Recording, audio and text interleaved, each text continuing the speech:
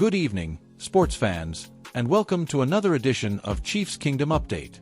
I'm your host, bringing you the latest from the heart of NFL action, where the red and gold reign supreme, or at least, they usually do.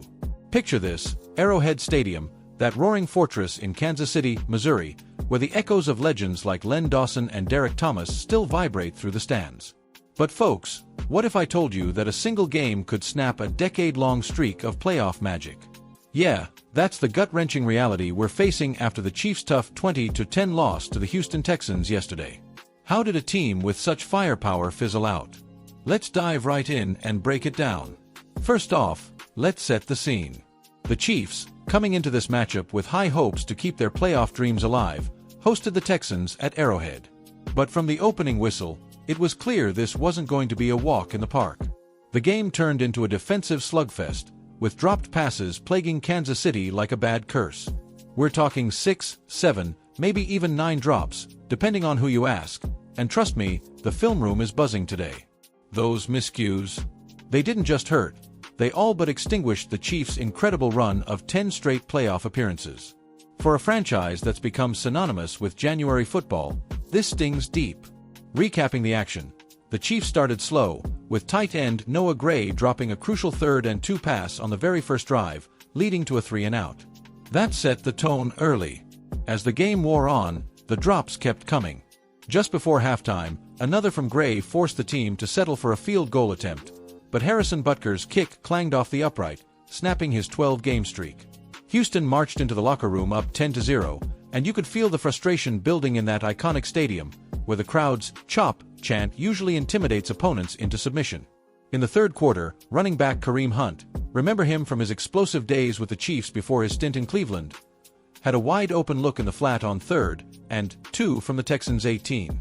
A catch there could have led to a touchdown and the lead, but nope, it slipped through his fingers.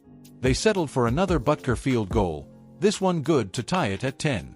Then, the fourth quarter brought more heartbreak. Wide receiver Rashee Rice, who's been a yards-after-catch machine since returning in Week 7, dropped a fourth-down dagger that let Houston add a field goal and seal the deal. And let's not forget Travis Kelce, the future Hall of Famer and podcast king with his brother Jason.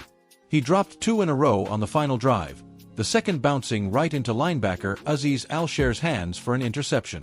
Even the defense got in on the act, with safety Mike Edwards dropping what could have been the team's 9th pick of the season early on. Now, quarterback Patrick Mahomes? The man with the golden arm, the 2-time MVP who's led this team to 3 Super Bowl rings in the last 6 years. He finished 14 of 33 for 160 yards, no touchdowns, and 3 picks, a rough day by his standards. But here's what makes Mahomes special. In the post-game presser, he refused to point fingers. "I'm gonna go to those guys in big moments," he said. "Those guys have made plays in Super Bowls. They've made plays in AFC Championship games." Class act, right? He even took blame for Kelce's drop, saying, "I got to give him a better chance with a ball maybe more on his body." So, I'll never question that. Andy Reid echoed that sentiment. "These are great players. We got to make sure we catch the ball.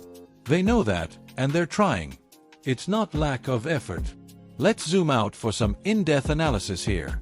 The Chiefs' offense, usually a high-octane machine powered by Mahomes' no-look passes and Kelce's route-running wizardry, looked out of sync. Mahomes scrambled for 59 yards on 7 carries, showing his dual-threat ability that reminds us of his Texas Tech days, where he threw for over 5,000 yards as a junior. But the passing game? Only 148 net yards, with interceptions killing drives.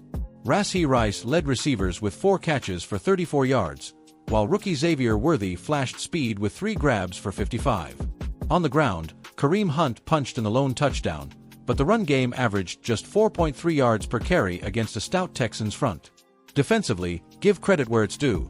The Chiefs held Houston to 20 points, sacking C.J. Stroud 3 times, including one from Chris Jones, the disruptive force who's been a cornerstone since 2016. Nick Bolton led with 12 tackles, embodying that fierce spirit passed down from legends like Derek Thomas, who still holds the NFL single-game sack record with 7. But those dropped opportunities, like Edwards' missed interception, let the Texans capitalize. Houston's Woody Marks rushed for 68 yards, and Stroud threw for 203, including a touchdown to Woody Marks.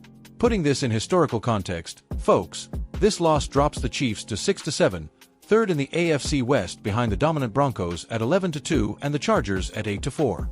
Remember, Kansas City has owned this division for years, winning it 8 straight times before this season's stumble. Their rivalry with the Raiders? Iconic, dating back to the AFL days, with games full of bad blood. Against the Chargers, it's all about high-scoring shootouts, and don't get me started on the Broncos. Peyton Manning's old squad versus Mahomes' crew is always must-see TV.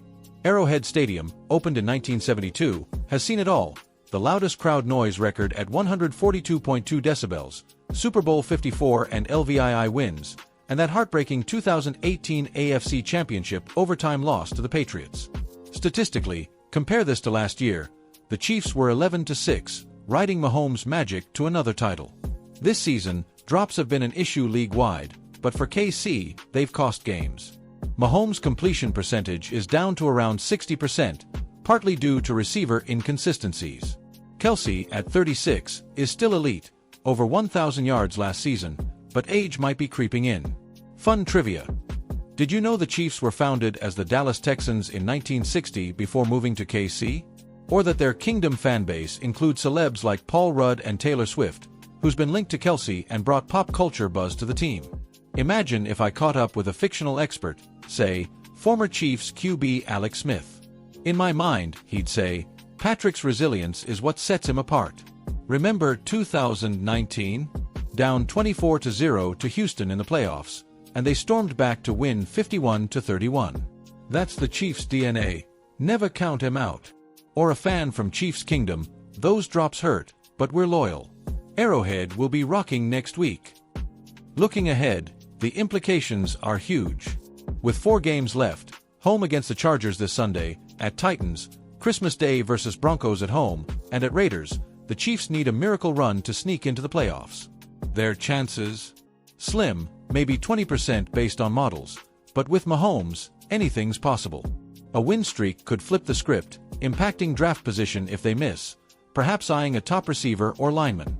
But if they rally, it could reignite that dynasty talk. In closing, Chiefs fans, don't hang your heads just yet. This team's got heart, history, and heroes. Tune in Sunday for the Chargers clash. It's do-or-die time in the AFC West. Will Mahomes orchestrate another comeback? Stay passionate, stay engaged, and remember, in Kansas City, we bleed red and gold. Thanks for joining me. Now go cheer on the Chiefs.